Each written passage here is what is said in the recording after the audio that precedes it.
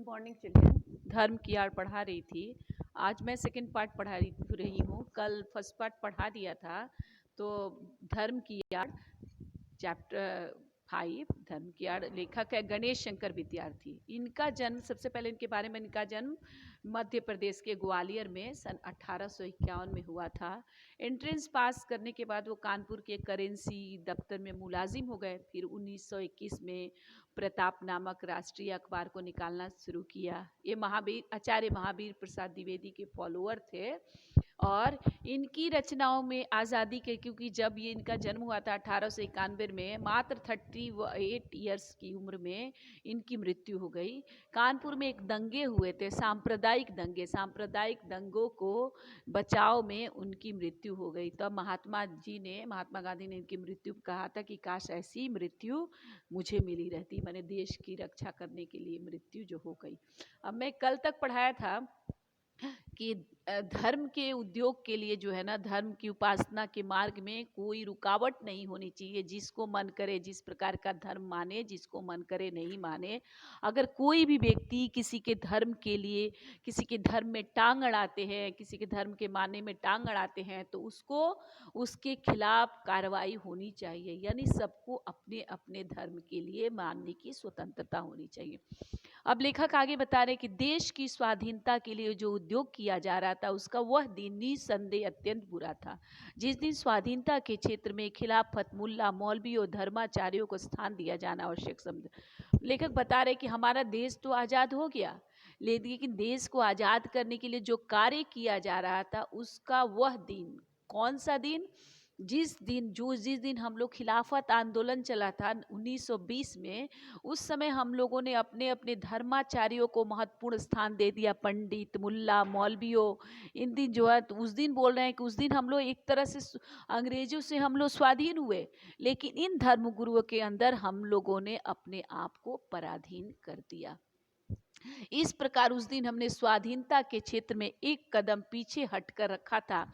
अपनी उसी पाप का फल आज बने। इस प्रकार हम स्वाधीन हो गए, लेकिन स्वाधीन होते हुए भी हम एक कदम, एक स्टेप पीछे हट गए, क्योंकि हम लोगों ने उनको अपने अपने आप को उनके पराधीन कर दिया, उन धर्माचार्यों के पराधीन कर दिया। उसी पाप का फल हमें अभी भोगना पड़ रहा है, हमें अभी भुगतना पड़ रहा है। देश की स्वाधीनता के संग्राम ही ने मौलाना अब्दुल बारी शंकराचार्य देश के सामने दूसरे रूप में पेश किया, जिन्हें अधिक शक्तिशाली। स्वाधीनता के बाद जो हमारा देश स्वतंत्र हुआ, उसके बाद हम लोगों ने मौलाना अब्दुल बारी, शंकराचार्य आदि बहुत से धर्मगुरु थे, जिनको उन्होंने हमने देश के सामने दूसरे रूप में, उन्हें शक्तिशाली, हमारे आचार्य, हमारे गुरु के रूप में पेश किया, जिन्होंने उन्हें और अधिक शक्तिशाली बना दिया। और हमारे इस काम का फल यह हुआ कि इस समय हमारे हाथों ही से बढ़ाई इनकी और इनके लोगों की शक्तियाँ हमारी जड़ उखाड़ने और देश में मजहबी पागलपन, प्रपंच और उत्पात का राज्य स्थापित करे। मने इस काम का जो हमने ये कार्य किया, क्या किया? इन धर्म गुरुओं को अपना नेता बनाया। इससे इसका मतलब क्या हुआ कि हमारे हाथों से बढ़ाई इनकी शक्ति। माने हम लोगों ने इनको इतना शक्तिशाली बना दिया, इतना ही शक्तिशाली बन गए कि हमारा ही जड़ हमें ही उखाड़ने पे तुल गए। माने ये मजहबी, माने देश में जो है ना, धर्म का पागलपन, धर्म को लेके छल, धोखा, ये लोग उत्पात का राज्य स्थापित करके हमारा ही अस्तित्व को धीरे धीरे ये लोग मिटाना शुरू कर दिया।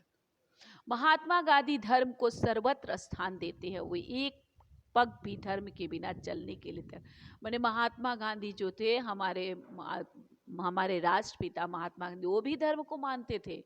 वो भी धर्म को सब जगह स्थान देते थे। धर्म के बिना एक पग भी, एक कदम भी बिना धर्म के वो नहीं चलते थे। उनका हर चीज़ धार्मिक हुआ करता था। लेकिन लेखक ये बताना चाह रहा है कि धर्म से महात्मा जी का क्या मतलब था, ये भी जान लेना चाहिए। क्योंकि महात्मा जी का धर्म हिंदू, मुस्लिम, सिख, ईसाई वाला धर्म नहीं था। धर्म का मतलब महात्मा जी का था, या के जान लेना। परंतु उनकी बात ले उड़ने के पहले प्रत्येक आदमी का कर्तव्य है कि वह भली भांति समझ ले कि महात्मा जी के धर्म, बोले कि उनकी बात, मैंने महात्मा जी धार्मिक व्यक्ति थे, धर्म के बिना चलते नहीं थे।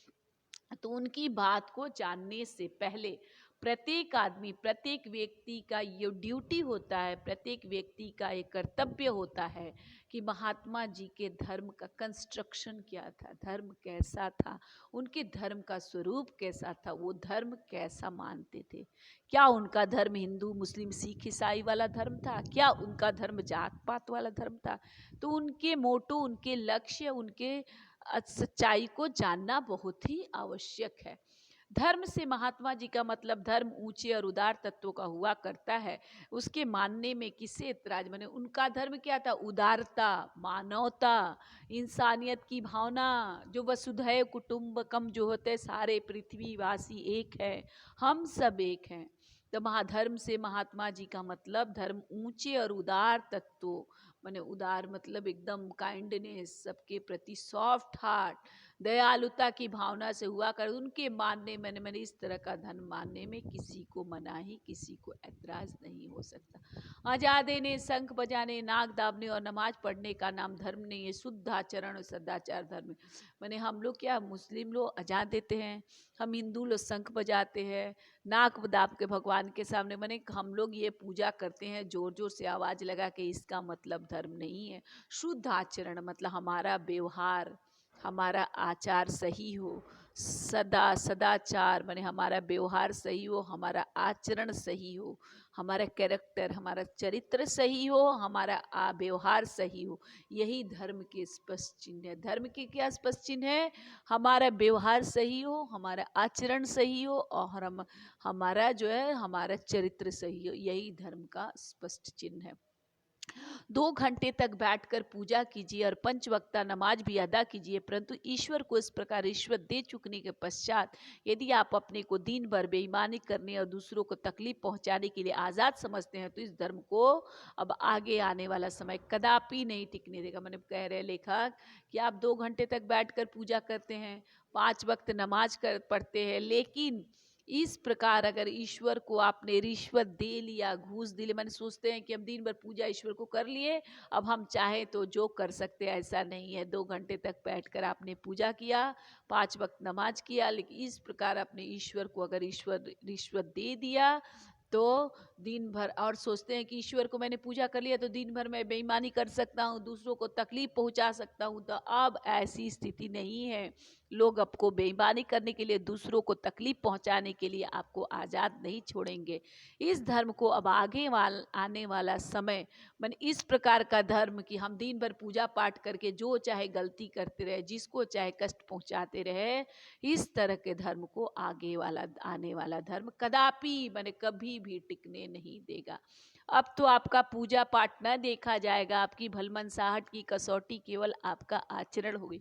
मैंने दिन भर आप पूजा पाठ करिए तो लोग समझ विश्वास करेंगे आप बहुत धार्मिक है, आप बहुत सत्यवादी है, ऐसा नहीं है। अब ऐसी स्थिति नहीं है, पूजा पाठ से आपको नहीं, आपकी भलमनसाहट मैंने सज्जनता, आपकी शराफत जो है, शराफत की परख जो है, आपका आचरण होगा। आपका शराफत कैसे पता चलेगा? आपके व्यवहार से पता चले। आपका व्यवहार अच्छा है तो आप शरीफ हैं, आपका व्यवहार अच्छा नहीं है तो आप सोसाइटी के लिए अच्छे नहीं हैं।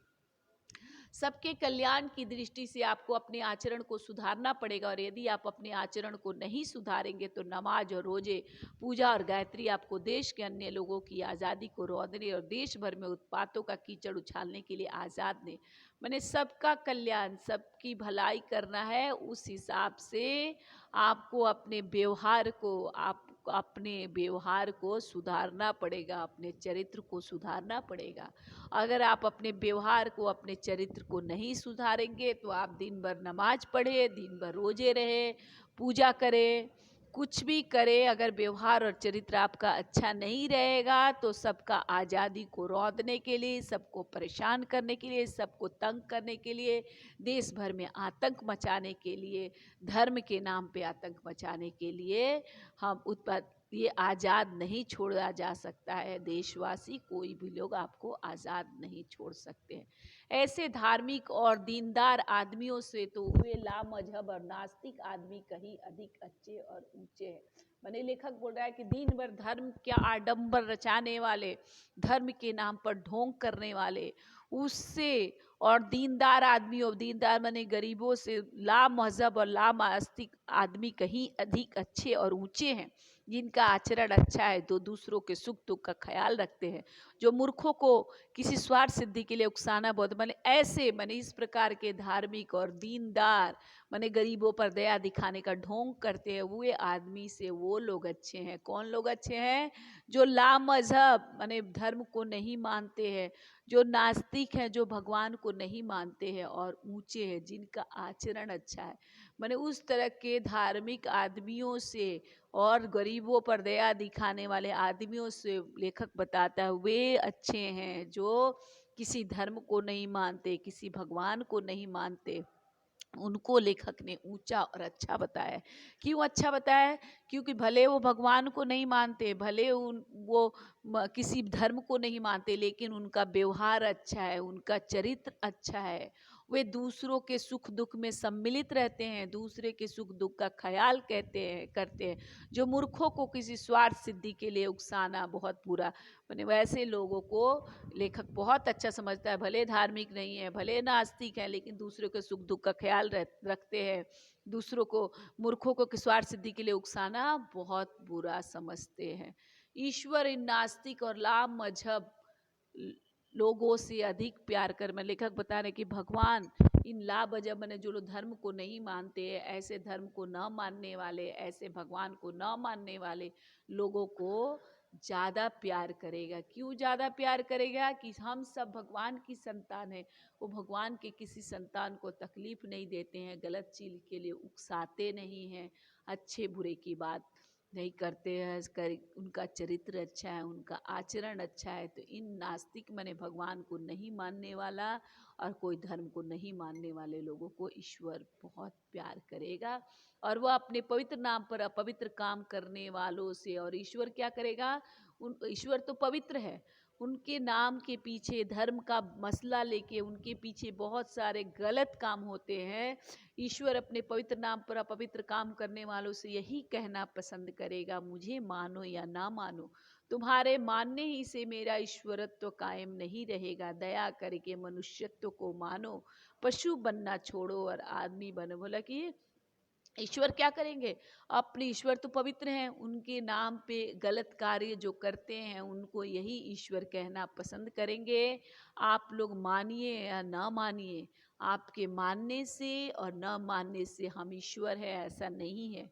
मैं ईश्वर हूँ तो ईश्वर रहूँगा, लेकिन दया करिए, उदारता दिखाइए, मनुष्यत्व माने इंसानियत को मानिए। भगवान को मानने का ज़रूरत नहीं है, मुझे मानने का ज़रूरत नहीं है।